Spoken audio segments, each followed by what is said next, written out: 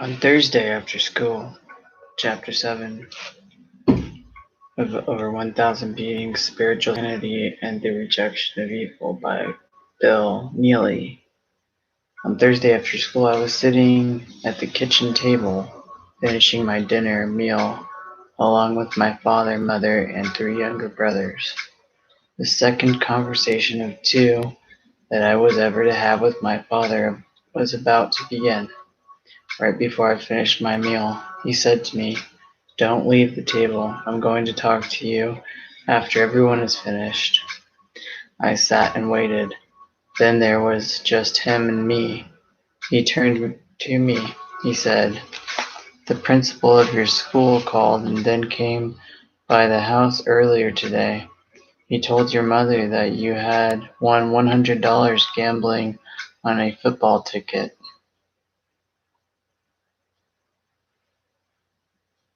He doesn't care about you winning the $100, but he does want you to know the name of the kid who sold you the ticket.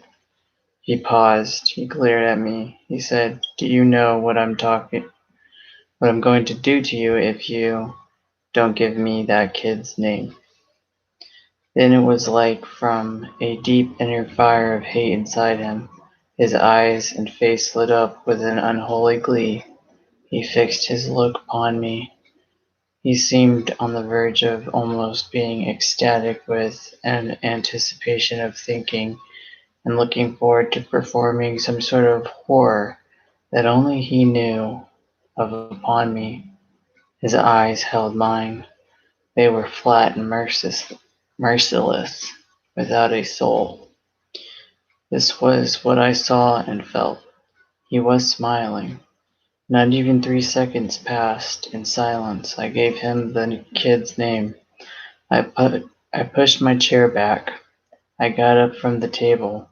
I turned my back to him. I felt broken inside beyond redemption and repair. This was a betrayal on my part on such a scale of cowardice that, like the nursery rhyme of Humpty Dumpty, I would avoid in a thousand years I would avoid in a thousand years I would never in a thousand years be able to put all the pieces back together to make myself whole again. I went upstairs to my bedroom. I lay down on my bed. I was destroyed. I wanted to be dead. I went to school the next morning. I was in a daze, subdued and quiet. I lived through the school day. Inside I felt like a dead man walking. I've heard that a coward dies 1,000 deaths. I lived it. I believe it. I delivered over 17 newspapers on my paper route. I did not eat dinner with my family and father. I went up to the pool hall. I shot pool. I hung around with the guys. George met with me next week when I bought more football tickets. He told me that the school authorities ambushed him in the hallways at school and brought him into the principal's office. He was one step ahead of them. They didn't find any football tickets or betting slips on him. Nothing happened. I continued to bet the football tickets from him the remainder of the football season. I didn't win on any one of them. Time passed. Spring came. I had a romantic crush on a girl who was in the 10th grade too. I asked her out for a movie date on the weekend. She let me walk her home after school. I asked her what day that she would like for us to go out. I thought she said Sunday. I was excited and looking forward to going out with her. She lived in a large 2-story house that was a 15-minute walk from where I lived. On Sunday evening, the front door was answered by her younger brother. When he saw me, he looked puzzled. He asked me, "What do you want?" I said, "I am here to see Ginny. We are going to the movies tonight." He looked at me and then said, "Jenny was ready to go out with you last night. You never showed up." I said, "Oh." Neither of us said anything to the other. I turned and walked back out their front door and went home. In the following weeks at school, when Jenny and I passed each other in the school hallways, I would look at her, hoping to make eye contact and reestablish a connection with her. She avoided that altogether. I still had a crush on her, though I would see her often at school during the next 2 years. I never had another opportunity to speak with her again. I kept the romantic feelings that I had for her a secret. When I thought of her, I would yearn for her, and I would feel an ache inside at the emptiness of my life. At the age of 15, I started to smoke cigarettes. Back in 1963, they sold cigarettes to you at 25 cents a pack, no matter how young you were. I smoked as often as I could. I felt and thought of a pack of cigarettes as being a constant companion. I was never without them. Being a smoker gave me something to do, something to look forward to while enduring the passing of time at school. Though smoking cigarettes is a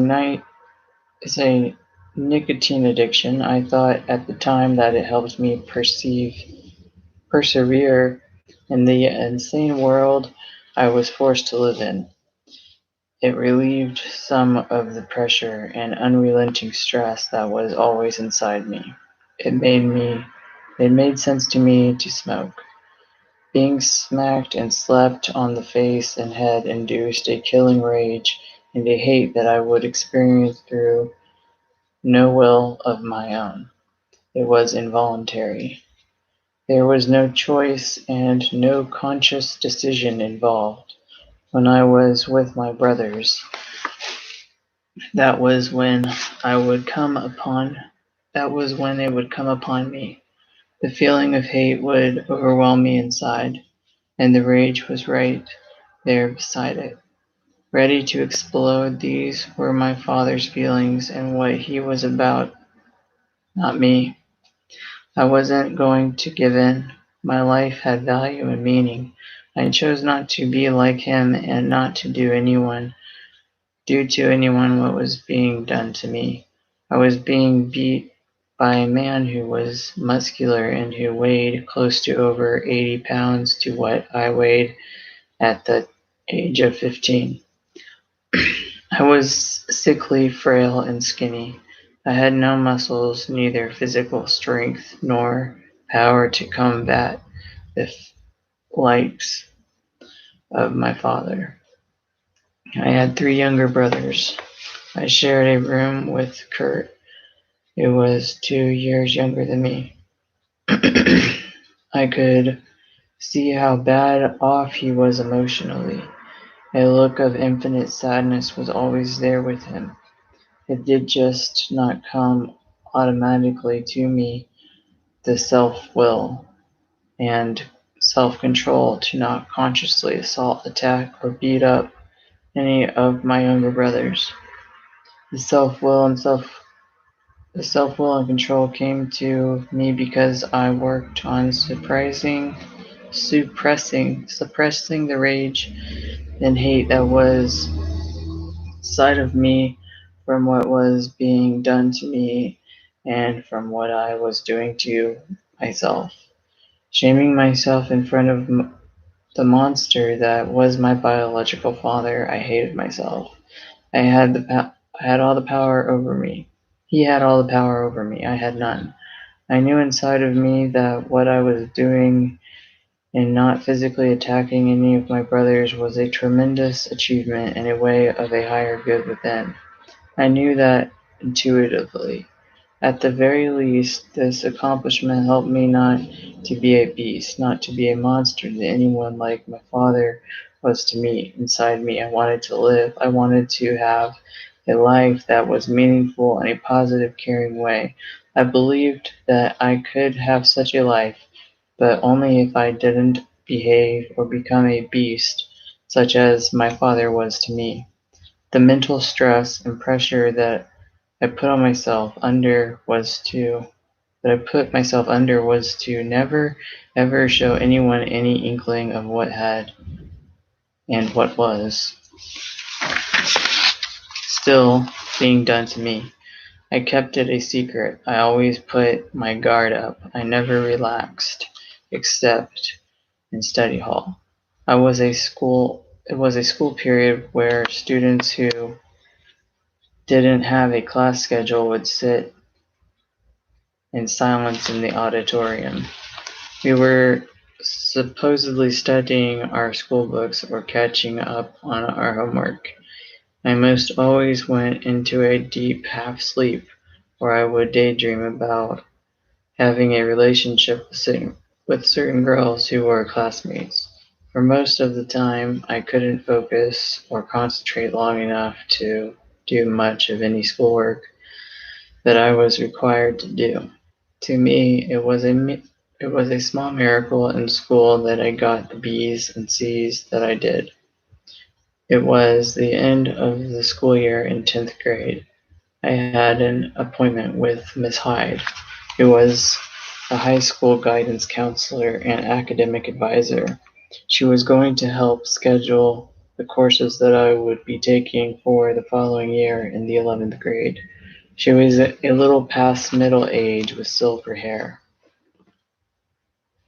She always seemed to have an aura of a kind of gentle manner about her.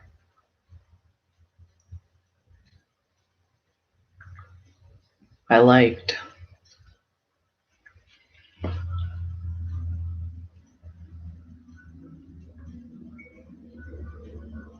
and respected her for having such for having such. I went into her office. She was sitting behind the desk. I was seated in front of her. She began speaking about my 11th grade schedule and school courses. She had been speaking no more than 1 or 2 minutes when I started to silently weep in front of her. She gazed at me steadily. The tears were streaming uncontrollably down my face. I couldn't stop crying. I didn't feel ill or stressed out. I was helpless. I didn't react at all to the tears. I didn't wipe them away. I sat still. Miss Hyde kept observing me and continued talking about school courses for the 11th grade.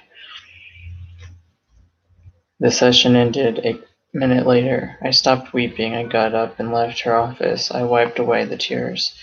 It was the beginning of summer. There was a community park with a swimming pool, 2 tennis courts, a baseball field, a picnic area, and a wooded area. I was alone. I was standing between the baseball field and the swimming pool area. I felt a sharp edge cutting blow that rocked me. I was stunned for a moment. What came upon me was a sudden awareness along with an epiphany of how bad and sad a shape I was in and how pathetic I must appear to others. When an adult was talking to me one-on-one, and if they were looking at me straight in my eyes, I would begin to weep, and I wouldn't be able to stop.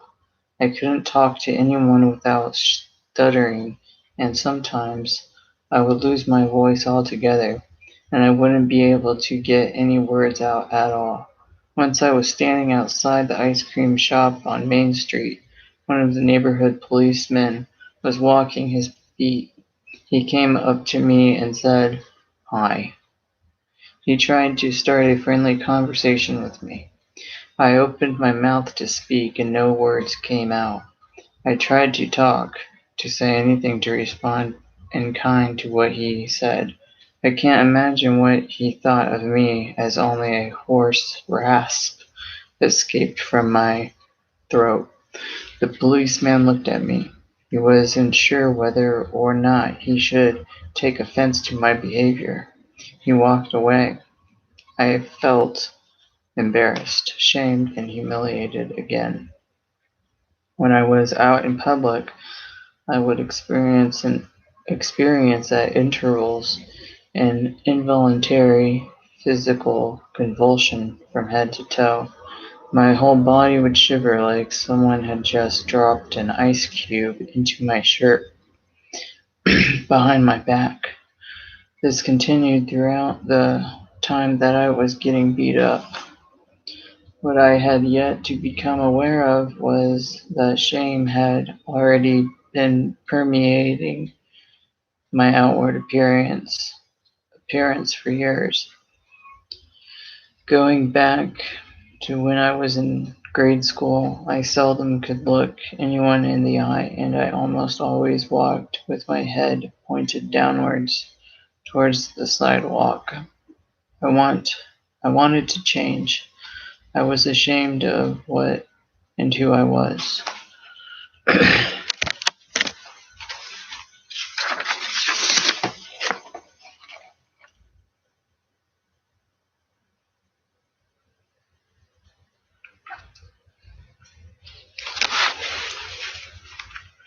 I began to use profanity, the F word, a lot. It helped me not to have a speech impediment. My speech pattern was rapid, usually aggressive and negative. This was okay by me. I didn't want to be ridiculed or seen as weak by the guys. That was my big secret, or so I thought. I wanted to be part of the guys. I wanted to have friends and be considered a friend. It was an August night. I was hanging around with two of the guys, James and Larry, on Main Street. Another guy, David, pulled up in his car. He was 2 or 3 years older than us. He invited us to take a ride down to the parking lot of a fast food restaurant to hang out on Ohio River Boulevard. He was a working person. He had money. On the way, he pulled out several cans of cold malt liquor beer from a large paper sack. He didn't want to drink alone. I was handed a can. I thought of alcohol as having a bad taste. I had had sips of wine and beer at different times when I was younger from my parents' liquor cabinet. I opened the can and took a sip, and then I lit a cigarette. At the restaurant, they had waitresses who would come out to your car and take your order. I ordered fries and a burger. We talked about whatever and drank our beers.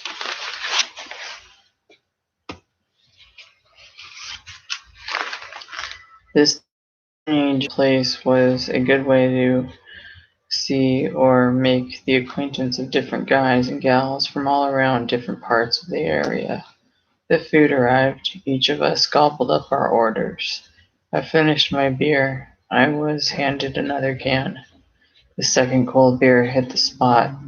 It was a humid night. Larry and I were walking around the parking lot, seeing if we recognized anyone from school who was down here. We came back to our car. We were standing outside and talking. I felt an emotional warmth and a spontaneity of feeling that I could not ever remember. Suddenly, both of us started laughing for no reason at all. It was fun. We laughed harder. Both of us fell to the pavement of the parking lot beside our car. It was hilarious. I rolled around a couple of times. I had never laughed so hard for so long and felt so good. Being alive was beautiful, and being with guys who were good fellows made the evenings fun be all that much better. My present day. Honesty is a most difficult endeavor to undertake and practice for me. Who and what am I? I don't know, but I can and will make a long struggle to be in a way of light and spirit. I seek a being of spirit within to transcend physical reality by going beyond the world of my father's evil that he sought to inflict upon me. He was the way he was even before he picked me up at the age of 4 and hurled me across the room, bashing my head into one of the table legs. He was one of the worst of men, a torturer. I don't know why he was the way he was, but I do know that it didn't have anything to do with me being an obscenity or deserving the hate and continued beatings along with his laughter and ridicule at my crying and screaming for my life. When I think of him, I think of the evil that he was and the killing of his own soul. A spiritual suicide that he must have committed at one time to be so lacking in empathy for what he was doing to me. He was someone to block out of my mind from thought. He was not worthy of an existence there. How do I get rid of or reject the shame that I experienced? And that still hurts me. I can attempt to do the very best that I can to practice and to live up to a moral code of conduct that is honorable. It includes not doing to other men, women, or children what was done to me. I can try to live my life with a sense of integrity. I will try to commit myself to caring about others and to behave in a way of a higher good when I am with and around whomever. I will try to bring a spiritual dimension to my life. I have a choice whether I live or to die within. I have a choice whether to live or to die within. I won't forget that there is a feeling of spontaneity along with a miracle of being and inner creation within me, the willful effort I make at inner being is that I want my attempt to be meaningful in a way of a higher good and of a brighter light from within. I will attempt to breathe in a warmth of feeling along with a well-being of spirit. I found for me keeping my shame and past a secret didn't make it go away, and it didn't help me out. Some of the spiritual insanity that I experienced was thinking that suicidal behavior gave me a voice to protest the way I had been treated. When I screamed and cried for my life, I would think to myself, that was important. What was important was that I survived because when I got older, I could leave and escape my father. I would then have a life that I could live, and it would be meaningful in a good and worthwhile way. A lot of my adult life was, a lot of my adult life has been mostly drab, colorless, and uneventful. It seemed to me this adult life, which I thought would be splendid to live, wasn't that great at all. I thought on more than several occasions that I might have been better off having found a way to kill myself back then, so I wouldn't have to suffer. So I wouldn't have had to suffer the pain, shame, and humiliation over and over again, day after day. My perception became blind to inner light. I battled against feeling hate at living and being alive. If I was half lit from drinking alcohol, I would feel a warmth of emotion. If I wasn't drinking alcohol, it was like I was dead. It was like I was a dead man. It was like I was a dead person, frozen, numb, and anorexic to social feelings. I am thankful for works of art, the novels I read, and the movies I saw that broadened and deepened my perspective, appreciation, and imagination at living life. Throughout my adult life, they would break the isolation that I would be drawn into. To try to avoid monotony by being passionate and enthusiastic about sustaining the movement of life and spontaneity within me. To try to live up to my expectations of the way I think I should be living my life. To take a risk, to try and be with other people through fellowship, friendship, and acquaintanceship. To try and give meaning and enlightenment to a sacred unknown that is within me. My living soul will bear witness as to the nature of what I am about. If I deny or minimize what happened to me in my past or what I experienced, then I will end up living in a fraudulent and lower realm of thought, feeling, and being. I can use my imagination to try and understand what it might be like for another experiencing their own inner light or being within, to color my imagination with inner light and spirit. I am responsible for my own path that I follow. There are many days when I fall short of practicing the ideals that I have set forth in front of me, if only for a few moments in a distant dream, for light to be a spiritual adventure upon a voyage of hope and healing from within, to seek to uncover a miracle of inner being and creation within, to experience the unfolding of time through a crystal lens, brightening the light and the phenomenon of inner creation and being.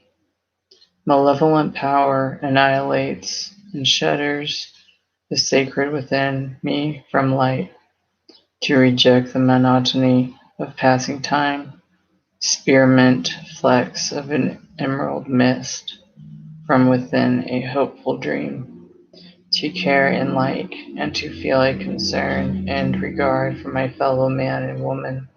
There are open hurts and cuts within that have never mended. They have become part of having a living soul. I try to experience a conscious sincerity within my existing feeling to be alive, and that the movement and momentum of my life be upward, not downward. The creation of inner light and spirit, and having a pathway to follow in order to be. To risk, to take a risk, to share an inner truth by trusting in my faith, to acquire an inner courage to share my sacred childhood. By searching to experience a higher meaning of life, I can express a spiritual sanity from the innermost depths of my being. I took out, no, to look beneath the shallows of a bottomless aqua ocean, to fathom hidden truths of meaning and being, a faith to reflect a brightness of inner light and spirit, a perception of inner being to open a portal within, to take a risk to share vulnerability and sensitivity as avenues of inner strength, light, and spirit.